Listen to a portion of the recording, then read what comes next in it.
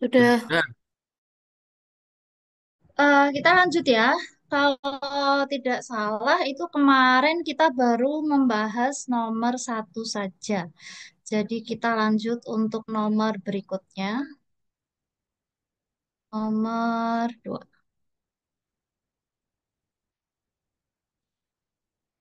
Berikan grafik harga beras di Kabupaten Sejahtera pada tahun 2022 di bulan dari Januari sampai Desember. Pertanyaan soalnya. Persentase perubahan harga beras tertinggi terjadi pada bulan. Di sini yang ditanyakan persentase perubahan ya. Perubahan itu berarti bisa naik, bisa turun. Kita lihat yang persentase perubahannya baik naik maupun turun yang paling besar. Jadi tidak harus yang naik atau tidak harus yang turun, bebas asalkan persentase kenaikan atau penurunannya itu paling besar.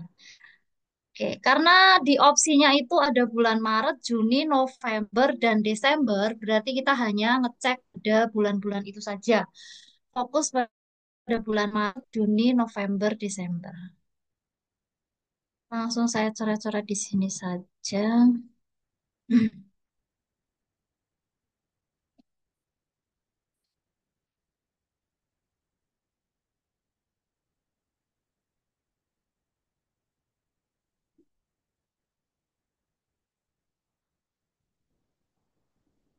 Saya turunkan dulu gambarnya biar nggak naik turun ya, lihat informasi gambar sama penyelesaiannya. Tadi bulan apa yang mau kita kita cari? Bulan Maret, Juni, November, dan Desember. Bulan Maret. Kita cek dari bulan Maret dulu.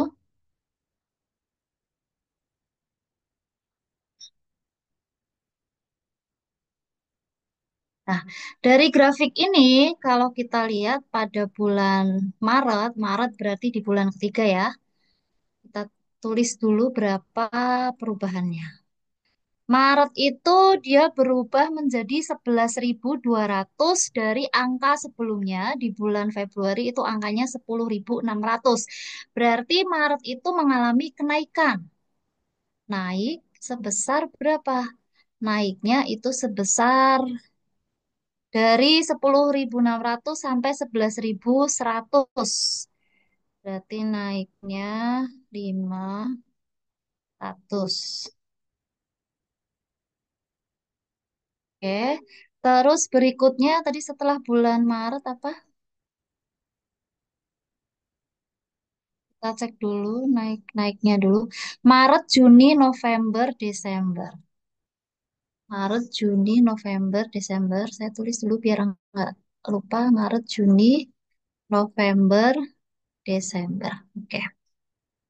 Untuk bulan Maret naiknya dari angka 10.600 menjadi 11.100, naik sebesar 500, naiknya 500 dari angka 10.600. Ini angka awalnya ya. Kemudian di bulan Juni, Juni itu berarti bulan ke-6, kita lihat titik yang ke-6, 1, 2, 3, 4, 5, 6. Berarti angkanya itu 11.000. Dari angka sebelumnya 11.600. Berarti mengalami penurunan. Pada bulan Juni dia mengalami penurunan sebesar berapa ini? 600. Dari angka sebelumnya 11.600. Nah, kemudian bulan November itu bulan ke-11. Kita lihat titik ke-11, 1, 2, 3, 4, 5, 6, 7, 8, 9, 10, 11.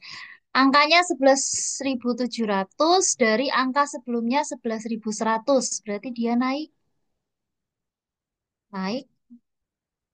sebesar 600 poin. 600 dari angka sebelumnya itu 11.100. Kemudian yang terakhir bulan Desember, berarti bulan paling akhir, angkanya 11.400 dari angka 11.700. Berarti dia turun ya, turun Turunnya dari 11.700 ke 11.400 berarti turun 300 poin dari angka semulanya 11.700. Nah, kita hitung masing-masing berapa kenaikan dan penurunannya.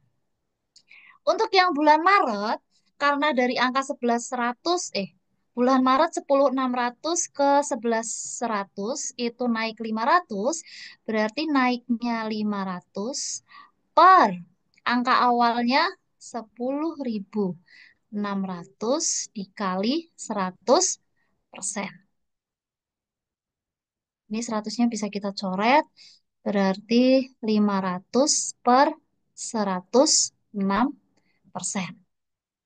Terus bulan Juni turunnya 600 poin dari angka sebelumnya 11.600 dikali 100. Ini dicoret, coret. Ini berarti 600 per 116%. Kemudian bulan Novembernya naik 600 per 600 angka sebelumnya 11.100 dikali 100%. Nolnya dicoret 2 berarti 600 per 111%. Kemudian yang terakhir turunnya 300 poin per angka sebelumnya 11.700 dikali 100%. Nolnya dicoret 2, 300 per 117%. Nah, ini kan angkanya tidak bulat ya, 500 dibagi 106. 500 kalau dibagi 100 itu kan dapatnya 5, tapi ini dibaginya lebih dari 100 dibagi dengan angka 106. Saya tulis bawah. Nah, berarti angkanya tidak sampai 5. Kita tulis saja berarti ini mendekati 5%. Terus 600 dibagi 116 mendekati 5% itu katakan berarti 4, sekian gitu ya. Kemudian yang bulan Juni mendekati berapa? 600 kalau dibagi 100 itu kan dapat 6. Tapi ini dibaginya dengan 116. Berarti nggak sampai 6, hanya mendekati 6%. Atau bisa kita tulis berarti 5, sekian persen. Kemudian bulan berikutnya yang November. November 600 dibagi 111. Ini juga kalau 600 dibagi 100 itu kan 6 ya. Tapi ini pembaginya itu lebih dari 100. Berarti nggak sampai 6 nih. Mendekati 6% atau 5, sekian. Kemudian yang Desember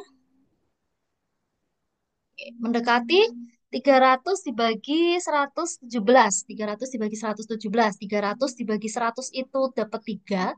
Karena ini membaginya lebih dari 100 berarti mendekati 3%. Belum sampai 3%.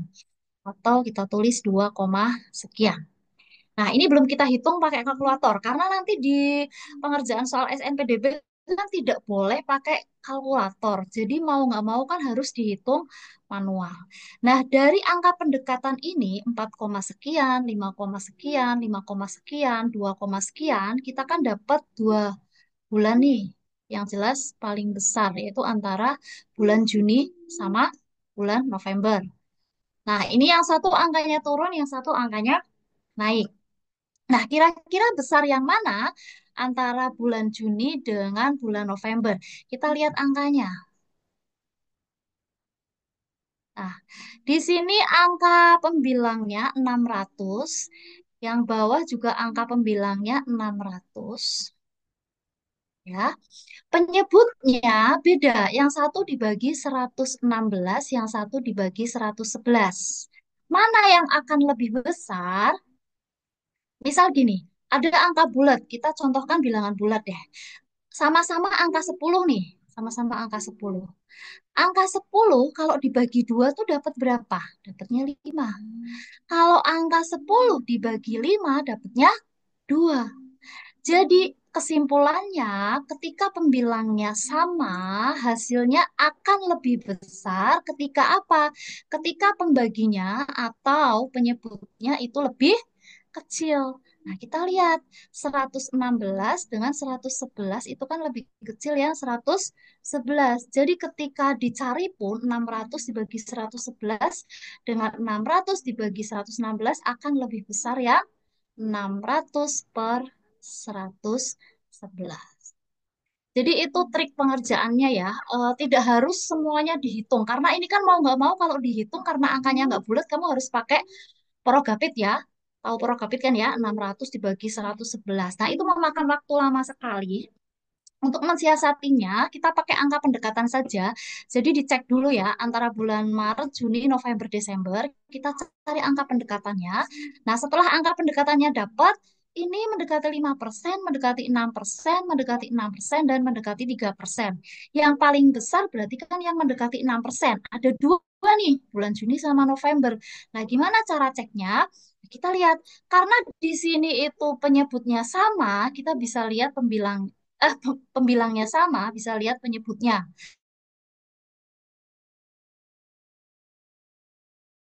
besar. Nah, pertanyaannya ini kan kalau pembilangnya sama ya. Nah, kalau ketemu soal misal nih, pembilangnya nggak sama gimana? Nah, itu bisa kita bandingkan. Ini kasus lain ya. Kalau untuk jawaban ini berarti karena yang lebih kecil penyebutnya itu 111, maka yang lebih besar hasilnya adalah di bulan November untuk kasus ini. Nah, ini saya contohkan untuk kasus lain. Misal nih, ada perbandingan dua bilangan nih. Yang satu, misal 600 per 120 dibandingkan dengan 500 per 150. Nah, kira-kira besar yang mana persenannya? Kalau pembilangnya atau bilangan yang di atasnya itu nggak sama, itu bisa kita pakai cara dikali silang untuk membandingkan pecahan mana yang lebih besar nilainya. Jadi dikali silang nih, 600 dikali 150 berapa? 6 kali 15 itu kan 90. Kemudian ditambah nolnya 1, 2, 3. 1, 2, 3, 90.000.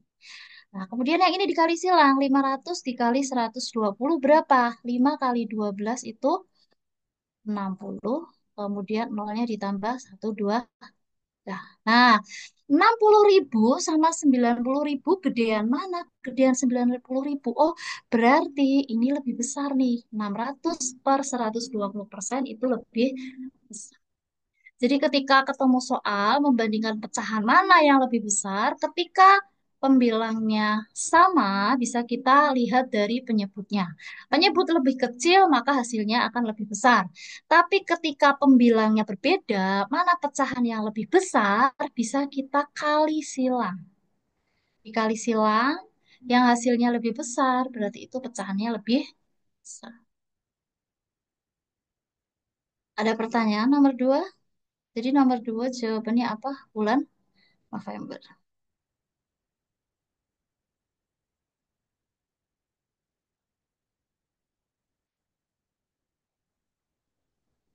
Nggak ada pertanyaan? Kalau nggak ada pertanyaan, saya lanjut ke nomor berikutnya, nomor tiga. Ini literasinya sama dengan nomor satu ya, cuma pertanyaannya beda. Di sini diberikan tabel per varian rasa dan per ukuran gelas harganya sudah ditentukan. Bisa dilihat di tabel saja, tidak perlu saya bacakan. Pertanyaannya, Aisyah membeli minuman dari Pak Amir dengan varian rasa bubble rainbow berukuran M dan popping boba berukuran L. Jika ia memberikan satu lembar uang pecahan 50.000 kepada Pak Amir, Banyak minuman yang ia peroleh agar kembaliannya tidak lebih dari 5.000 adalah apa? Nah, jadi yang mau dibeli itu hanya Bubble Rainbow yang ukurannya M. Kita tandain dulu. Bubble Rainbow ukuran M itu harganya 7.500.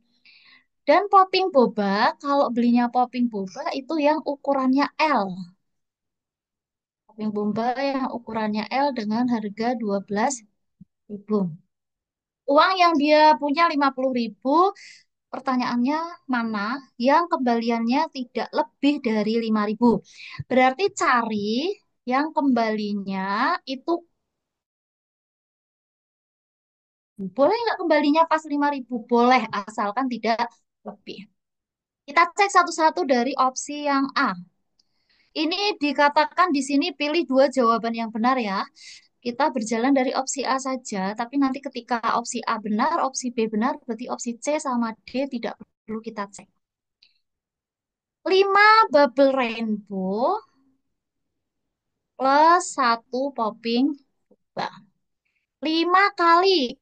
Kalau yang bubble rainbow belinya yang ukuran gelasnya M dengan harga 7.500 ditambah satu kali popping bobanya 12.000. 5 kali 7.500, 37.500 ditambah 12.000, 9.005. Tadi uangnya berapa? Uangnya 50. Kalau uangnya 50.000, dia membeli 5 apa ini bubble rainbow sama satu popping boba, bayar 49.500, maka kembaliannya 500 rupiah. 500 rupiah itu kurang dari 5.000, berarti ini benar ya. Jadi opsi A itu sudah betul, kita coret dulu buat ngasih tanda. Sekarang kita cek opsi B. Saya turunkan dulu, takutnya nggak cukup ini.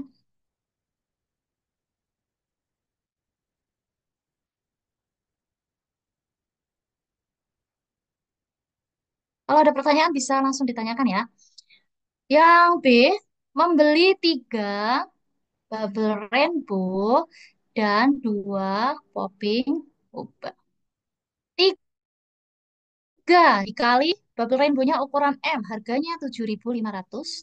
Ditambah 2 kali popping boba. Popping bobanya ukuran L, tadi harganya berapa kita naikkan? 12.000. Harganya 12.000. 3 kali 7.500, 22.500. Ditambah 2 kali 12.000, 24. Kita jumlahkan 22.500 ditambah 24 dapat 46.500. Kembalinya berapa? Kembalinya ketika dia punya uang 50.000, kemudian membelinya 46.500, berarti kembalinya 3.500. 3.500 itu kurang dari 5.000 enggak? Ya, 3.500 itu kurang dari 5.000. Berarti jawabannya benar. Nah, jadi B ini benar nih. Hmm. Karena A sama B itu sudah benar, yang diminta pilihlah dua jawaban yang benar. Ya, berarti kita tidak perlu ngecek opsi C sama D. Jadi jawabannya A dan B. Tipe soal seperti ini eh, pilihan ganda kompleks ya, karena ada lebih dari satu jawab. Ada yang mau ditanyakan nomor tiganya?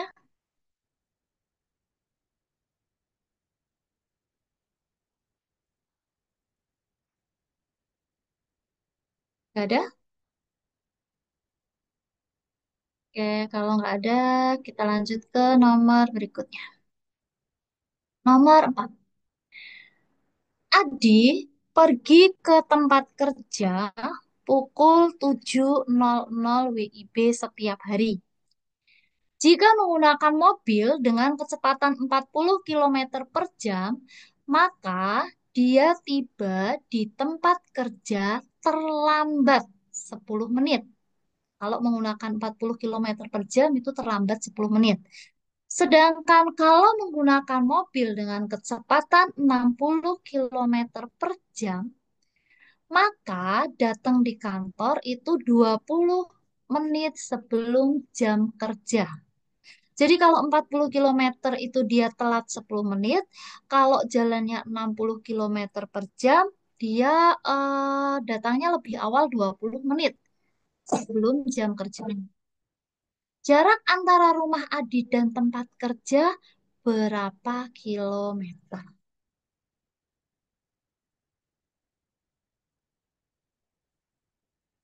Saya turunkan dulu opsinya.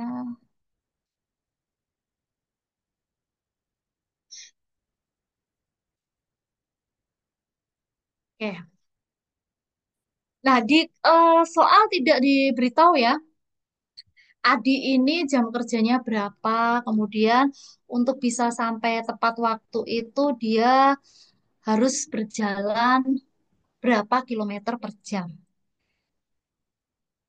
Oke, yang diketahui. Jadi jam kerjanya berangkat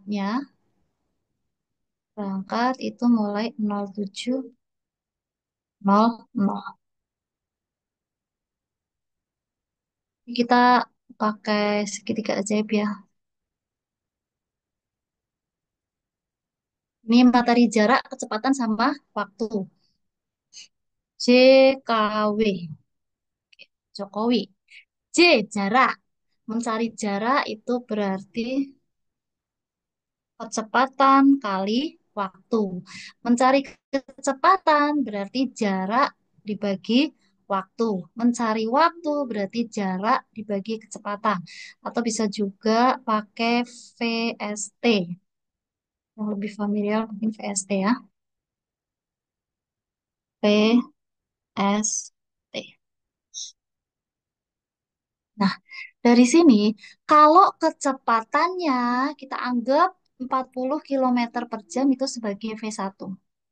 Kalau kecepatannya itu 40 kilometer per jam, si Adi datang ke kantornya terlambat. Terlambat itu berarti waktu yang sesuai lebih ditambah atau dikurangi. Misal nih, kalau tepat waktu nih ya, misal berangkat jam 7, misal jam kerjanya itu jam 8 nih. Nah, kalau terlambat 10 menit, berarti kan otomatis dia datangnya lebih dari jam 8 ya, jam 8 lebih 10. Berarti t satunya ini bisa kita tulis T plus 10 menit. Nah, T-nya itu apa? T itu waktu ketika dia tepat waktu. Berapa sih ketika tepat waktu pas di jam kerja tidak disebutkan di soal. Jadi makanya kita misalkan sebagai T. T ini karena kecepatannya itu satuannya kilometer per jam, maka T ini kita jadikan satuannya dalam jam. Nah, lebihnya kita juga harus ngikut. Satuannya harus dalam jam. 10 menit itu berapa jam? Kita cek. Karena 1 jam itu adalah 60 menit, berarti kalau 10 menit berapa jam itu kita bagi dengan 60 menit. Ini menit, berarti berapa? 1/6 jam. Nah, berarti kita anggap T plus 1 itu kalau dia jalan dengan kecepatan 40 kilometer per jam. Nah, sekarang V2. V2, kalau dia jalan dengan kecepatan 60 kilometer per jam, T2-nya berapa? T2-nya itu tiba di kantor 20 menit sebelum jam kerja mulai. Berarti T plus atau min? Min. Kenapa? Karena ibaratnya kalau jam 8 mulai kerja, karena sebelum berarti kan kurang dari jam 8. T dikurangi 20 menit. Nah, ini sama, kita jadikan jam. Ini sudah. dalam jam.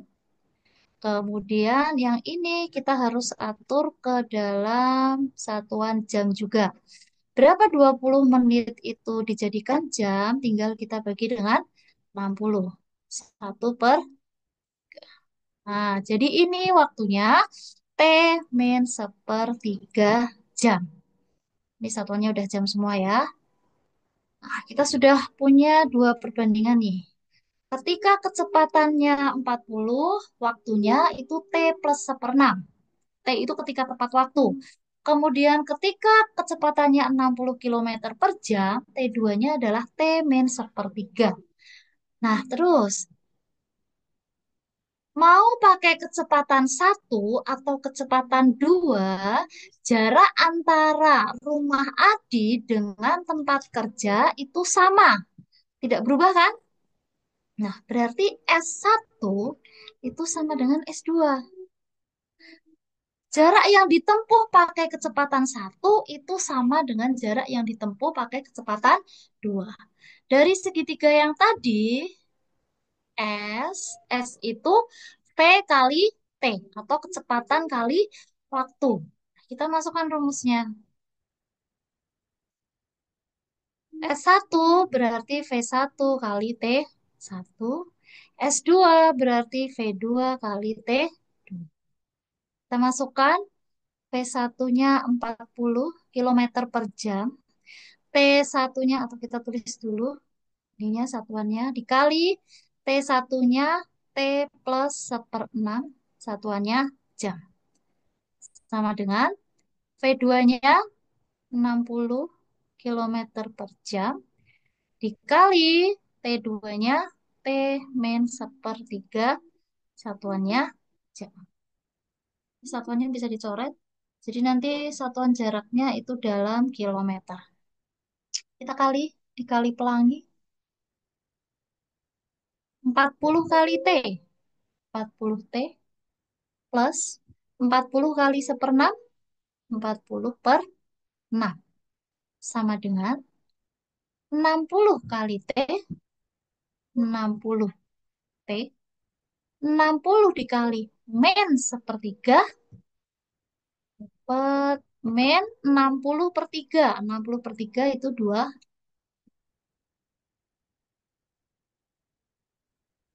Kita jadikan satu ruas yang variabel.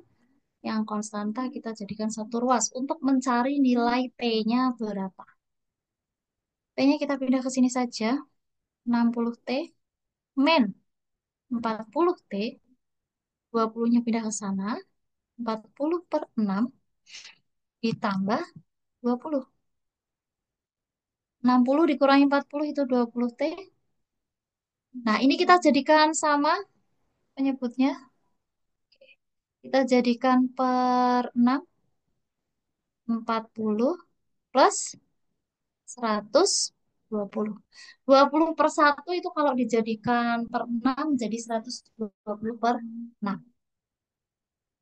Oke, bentar. Ini lagi.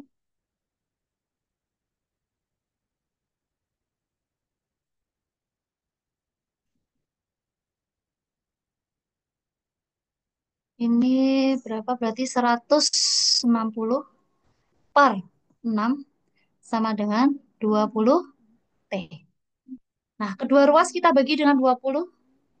Ini dibagi 20 dapat 1. Ini dibagi 20 dapat 8.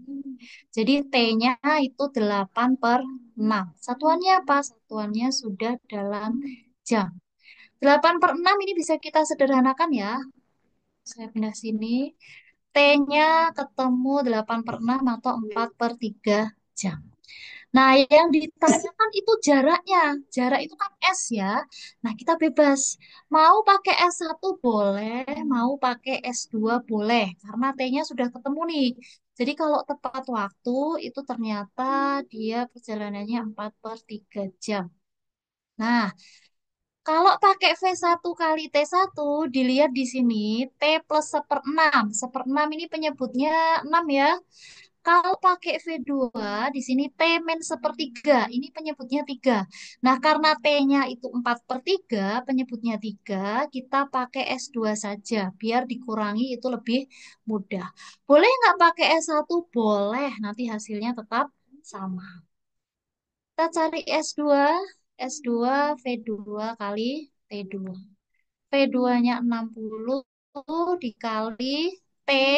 T di sini T kita masukkan 4 per 3 dikurangi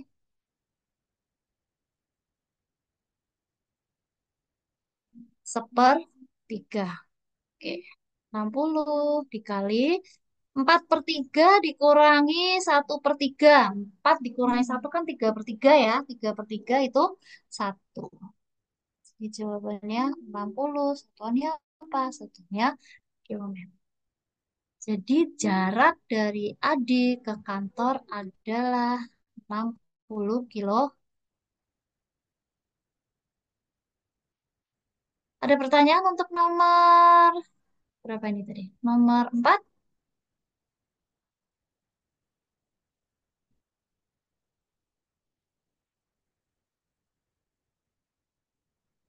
Nggak ada? Kalau nggak ada saya yang tanya. Kalau pertanyaannya saya ganti. Jam berapa masuk kantornya Adi? Ada yang bisa jawab? Dari yang sudah kita coret-coret tadi, pertanyaannya, jadi jam kerjanya Adi mulai jam berapa sih? Kalau pertanyaannya gitu, jawabannya jam berapa? Ada yang bisa jawab? Yang bisa jawab bisa open mic.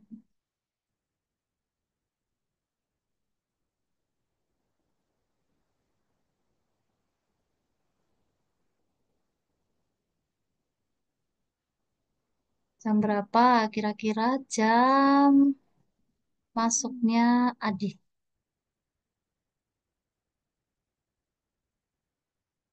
Tadi di soal Adi berangkat jam berapa? Jam 7.00. Ketika tepat waktu, waktunya adalah T berapa? 4 per 3 jam. 4 per 3 jam itu berapa menit? 4 per 3 jam itu 4 dibagi 3 itu kan 1 lebih sepertiga. Sepertiga jam itu berapa? Ini berarti 1 jam lebih sepertiga jam. Berapa sih sepertiga jam? Sepertiga itu berarti sepertiga dikali 60. Coret. Jadi 1 jam 20 menit. Jadi kalau yang ditanya misal berapa masuknya, berapa jam kerjanya Adi? Jam kerjanya Adi kalau dia berangkat jam 7 berarti jam kerjanya adalah jam 8 lebih 20 menit. Karena T-nya tadi didapat 4 per 3 jam. Lanjut ke nomor berikutnya kalau nggak ada pertanyaan. Adi, Ali, dan Imron adalah ketua kelompok Regu Pramuka. Mereka sedang mengikuti kegiatan jelajah alam dan mencari jejak. Masing-masing ketua regu mendapatkan tantangan untuk mencari benda yang telah disiapkan oleh kakak pembina. Berikut adalah instruksi yang harus dilaksanakan untuk mencari benda tersebut. Instruksi yang pertama, pada posisi awal yang telah ditentukan, mereka bertiga itu harus menghadap selatan.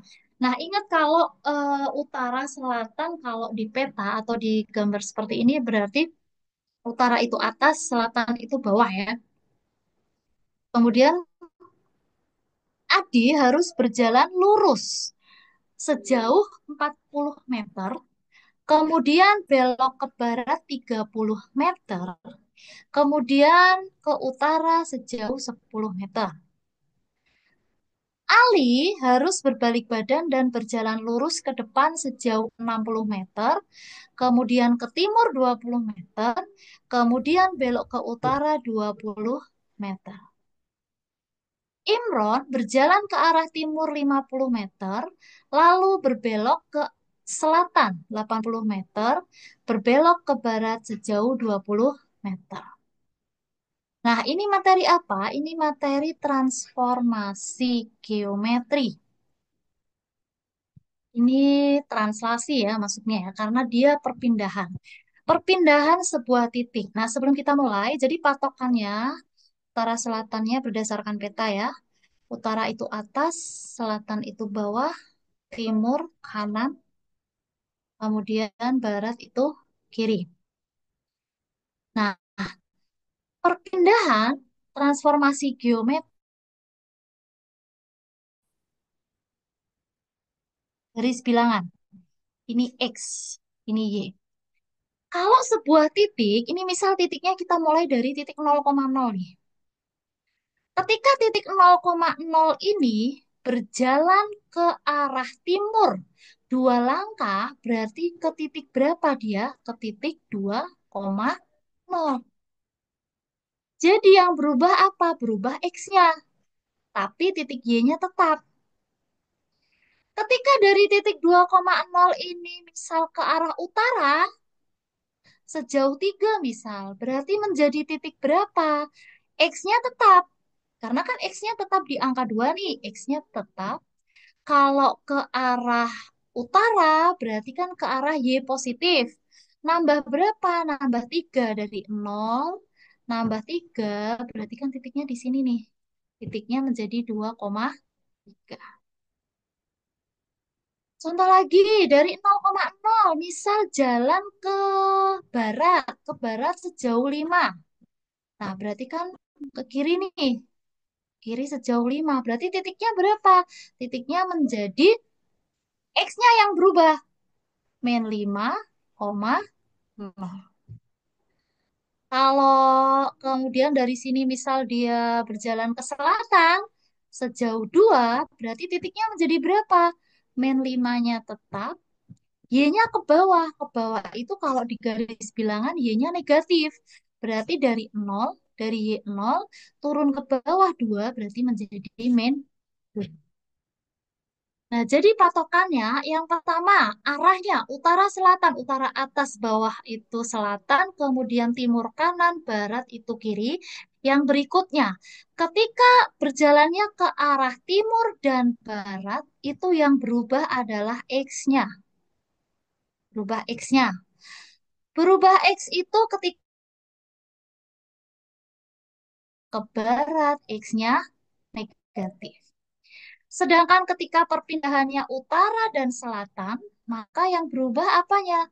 Yang berubah itu koordinat Y-nya. Berubahnya ketika utara itu berarti positif, ketika selatan itu negatif.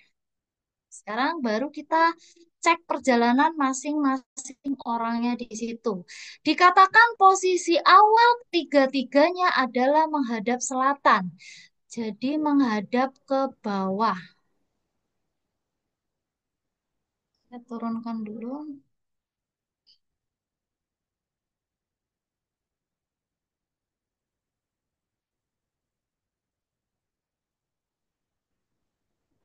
Oke. Jadi ada 3 orang ya. 3 orang. Siapa tadi namanya? Adi, Ali, dan Imron. Kita tulis dulu di sini. Ini Adi, kemudian ini Ali, ini Imron. Tiga-tiganya posisi awalnya dia semuanya menghadap ke selatan. Selatan itu bawah ya. Nah, kita misalkan ini titik permulaannya nih. Kita mulai dari Adi dulu. Kita baca lagi soalnya. Adi perjalanannya bagaimana tadi? Adi harus berjalan lurus sejauh 40 meter. Karena hadapnya itu ke selatan, kalau jalan lurus berarti dia jalan ke selatan 40 meter. Ke selatan itu berarti ke bawah ya, sejauh 40. Titik awalnya kita misalkan titik 0,0. Karena jarak jalannya ke bawah, ke arah selatan, yang berubah apa? Yang berubah Y-nya. Y-nya menjadi negatif. Berarti 0,0 ini titiknya menjadi berapa? 0, min 40. Karena yang berubah Y-nya. Oke. Terus dari titik ini kemudian kita lihat lagi ke atas perjalanannya. Kemudian berbelok ke barat sejauh 30 meter. Berbelok ke barat 30 meter. Barat itu berarti kiri. Ke barat 30 meter. Nah, ke sini 30 meter. Kalau ke barat berubah apanya? Berubah X-nya. Kalau ke barat itu X-nya menjadi men. Nah, berarti dari X0 menjadi berapa? Men 30. Y-nya berubah nggak? Nggak berubah. Berarti tetap men 40. Jadi titik kedua ini perpindahannya menjadi koordinat min 30, min 40. Terus yang terakhir perjalanan dari Adi ke utara sejauh 10 meter. Ke utara sejauh 10 meter. Ke utara itu berarti ke atas sejauh 10 meter. Kalau ke utara berarti yang berubah Y-nya. Y-nya menjadi plus 10. Y awal min 40 ketika ditambah 10 berarti menjadi min 30. Nah, jadi X-nya min 30, Y-nya juga berubah menjadi min 30. Nah, jadi titik akhirnya Adi itu ada di koordinat min 30, min 30. Lanjut ke Ali. Perjalanan Ali. Ali harus berbalik badan. Kalau berbalik badan, awalnya posisi menghadap ke selatan, berarti Ali itu sekarang menghadap ke utara. Dan berjalan lurus ke depan sejauh 60 meter. Karena sudah berbalik arah, berjalan 60 meter berarti dia berjalannya ke arah utara. Oke, misal ini titik awalnya nih, ini titik 0,0.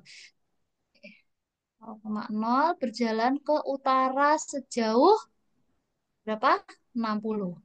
Kalau ke utara yang berubah apanya? Yang berubah Y, Y-nya menjadi positif. Positif berapa? Sesuai ini. Berarti X-nya tetap di 0, Y-nya berubah 6.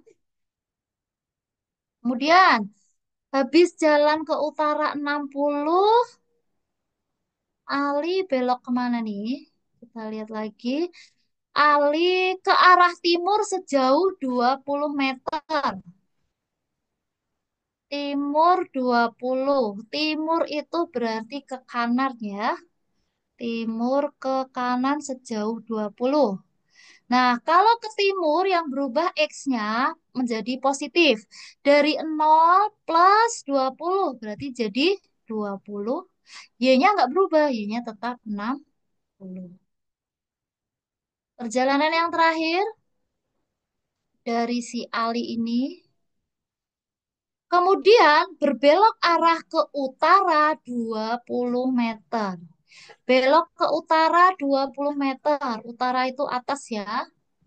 Dia ke atas lagi 20 meter. Tinggal kita tambahin ke atas set, 20. Kalau ke utara yang berubah apanya? Yang berubah Y-nya. Y-nya jadi plus 20. X-nya tetap di angka 20. Y-nya kalau ditambah 20 berarti menjadi 80. Jadi koordinat Ali itu di titik 20,80. Terakhir, perjalanan Imron.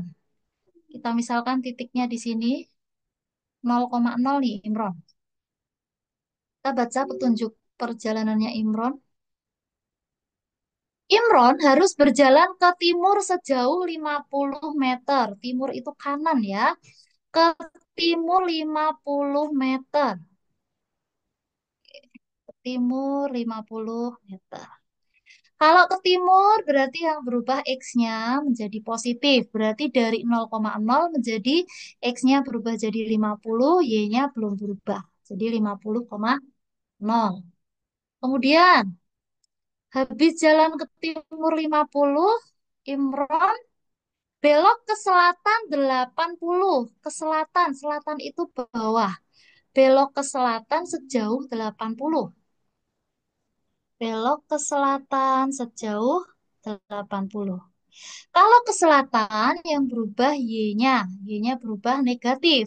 Jadi dari Y-nya 0 berubah menjadi negatif 80 karena 0 kurangi 80 kan min 80. Jadi titiknya 50, min 8. Terus perjalanan terakhir dari Imron. Berbelok ke barat sejauh 20. Barat itu berarti kiri ya. Belok barat sejauh 20. Oke, ke barat sejauh 20. Ke barat itu berarti mengubah X-nya. X-nya dikurangi. Negatif ya. X-nya dari 50 dikurangi 20 menjadi 30, min 8. Jadi perjalanannya Imron di titik akhirnya 30, min 8. Nah, sekarang kita setelah menyelesaikan tantangan tersebut, kakak pembina meminta masing-masing ketua untuk menentukan translasi perjalanan yang ditempuh. Bantulah mereka menyelesaikan tugas tersebut dengan cara menjodohkan pernyataan di bagian kiri dan jawaban di bagian kanan. Oke, ini menjodohkan antara pernyataan. Jadi ada pernyataan tiga ini ya. Translasi perjalanan Adi, Ali, dan Imron. Nah, untuk bagian pernyataan yang pertama, punya Adi, kita lihat. Adi tadi translasinya berapa? Adi. Adi itu yang pertama ya. Adi itu terakhir di titik min 30, min 30. Oke, berarti satu itu pasangannya adalah opsi D. Karena min 30, min 30. Kemudian Ali. Ali itu yang kedua. Ali tadi titik akhirnya berada di koordinat 20,80. 20,80 berarti yang ini ya. Yang A. Ali itu berarti pasangannya opsi yang A.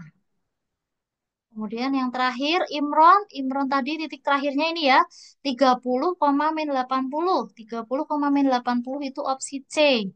Jadi untuk pernyataan tiga, pasangannya adalah opsi C. Nah, jadi ini memasangkan antara pernyataan dengan jawaban yang tepat. Ada pertanyaan untuk nomor ini, nomor berapa ini tadi?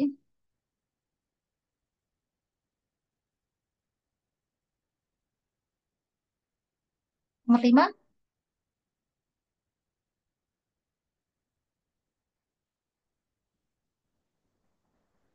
Gak ada? Oke, kalau nggak ada, kita lanjut ke nomor berikutnya. Dalam suatu gedung teater di Provinsi Sukadaya terdapat 10 baris kursi.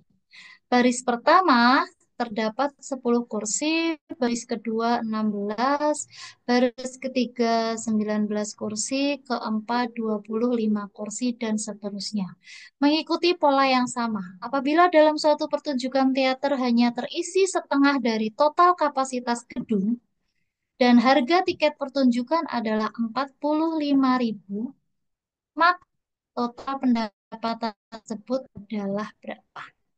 Oke, jadi ini kayak soal deret ya sebenarnya ya, tapi dibikin dalam bentuk soal literasi. Ada 10 baris kursi, baris pertama ada 10 kursi, baris kedua ada 16, baris ketiga ada 19, baris berikutnya ada 25, dan seterusnya. Kalau kita lihat polanya, ini tidak termasuk aritmatika, tidak termasuk geometri, tapi ini sebenarnya terdiri dari dua barisan bilangan yang digabung. Ini angka pertama 10 ya. Oke. Kita lihat, 10 ke 16 berapa? Nah, ini selisihnya berapa? 3. Terus ini selisihnya 6 lagi. Berarti habis itu polanya sama terus.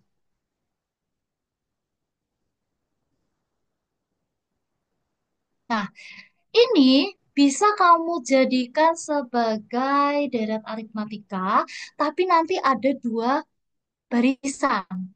Barisan yang pertama itu 10, 19 dan seterusnya. Dengan jarak bedanya antara barisan satu dan barisan berikutnya itu 9. Kemudian barisan yang berikutnya adalah 16, 25, dan seterusnya yang bedanya juga 9. Tapi kalau kita pecah menjadi seperti itu, nanti pengerjaannya akan lebih lama. Karena di sini kita butuh lebih tepat, berarti ini lebih cepat sebenarnya kalau kita lanjutkan pola bilangannya secara manual. Ini titik-titiknya saya hapus aja. Kita lanjutkan manual saja. Nah, ini tinggal dilanjutkan ya.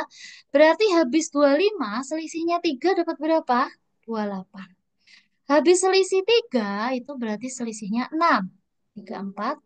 Kemudian selisih 3 lagi, 37. Kemudian 6 lagi, 43. Kemudian 3 lagi, 46. Sambil kita cek sudah ada berapa baris ini.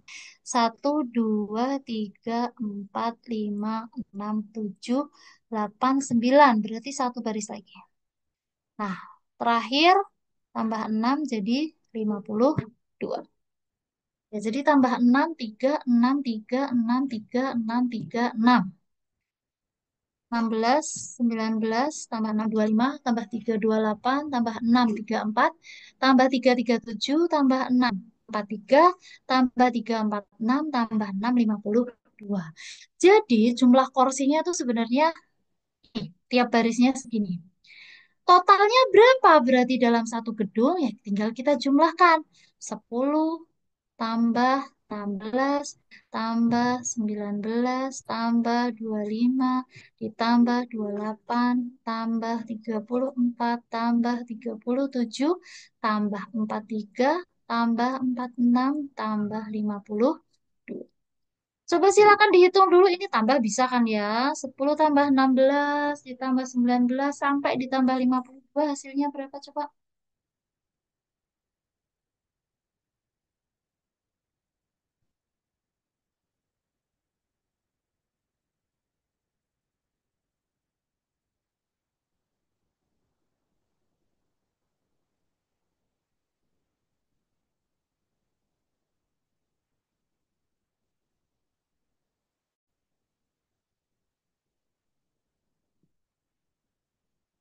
Berapa? Ada yang dapat?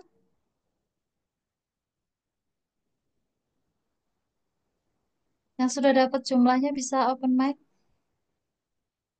10 tambah 16, 26. Tambah 19, 5. Tambah lagi.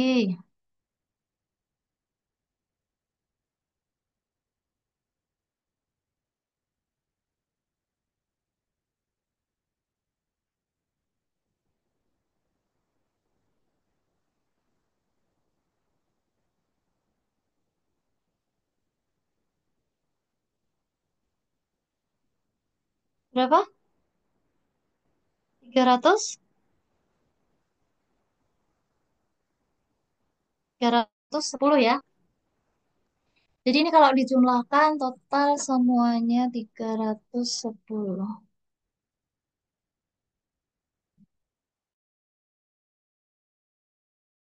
Mau jawab bisa open mic saja karena saya nggak selalu buka chat ya. 310. Nah, di sini dikatakan apabila dalam suatu pertunjukan teater hanya terisi setengah dari total kapasitas. Ini kapasitasnya 310 nih. Kalau semuanya terisi. Karena hanya setengahnya, berarti kita cari setengah dari 310 itu berapa? Setengahnya 300 itu kan 150. Setengahnya 10 itu 5. 150 tambah 5, 155. Jadi isinya hanya 155. Tiketnya per orang adalah 45.000. Nah, jadi tinggal kita kali nih pendapatannya. Pendapatannya berarti 155 kita kali dengan 45.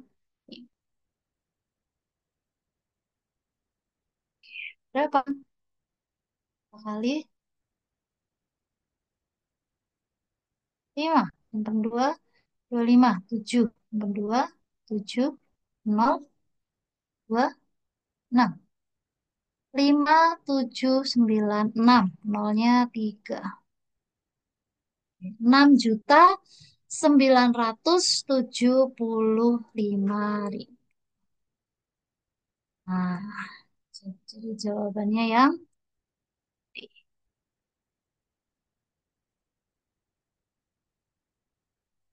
Ada pertanyaan untuk nomor 6?